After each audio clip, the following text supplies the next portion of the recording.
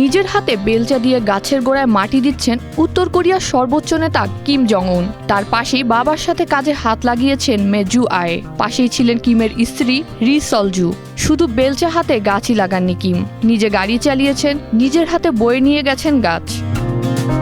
বিশ্বের অন্যতম ক্ষমতাধর ও আলোচিত নেতা কিম জং উনকে সচরাচর এমন রূপে দেখা যায় না। উত্তর কোরিয়ার সর্বোচ্চ নেতা কিম জং উন নিজেই একটি ছোট ফর্কলিফট চালাচ্ছেন, আর সেই ট্রাকে দাঁড়িয়ে আছেন তার বোন কিম ইয়ো জং এবং সরকারের বড় বড় কর্মকর্তারা।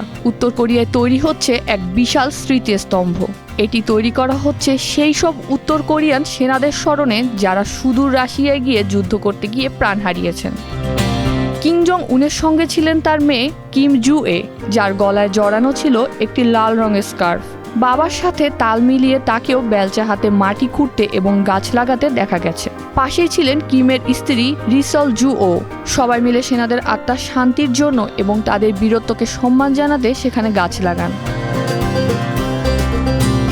2024 সালে রাশিয়ার সাথে উত্তর কোরিয়া একটি প্রতিরক্ষা চুক্তি করেছিল।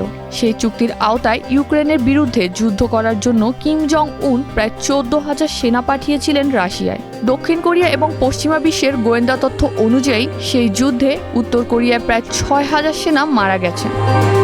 ভিন দেশে প্রাণ হারানো এই সেনাদের কিম জং উন বীর বা হিরো হিসেবে আখ্যায়িত করেছেন। তিনি বলেছেন, এই সেনারা কোনো দ্বিধা ছাড়াই নিজেদের জীবন উৎসর্গ করেছে এবং এমন অনুগত সেনাবাহিনীকে পৃথিবীর কেউ হারাতে পারবে না।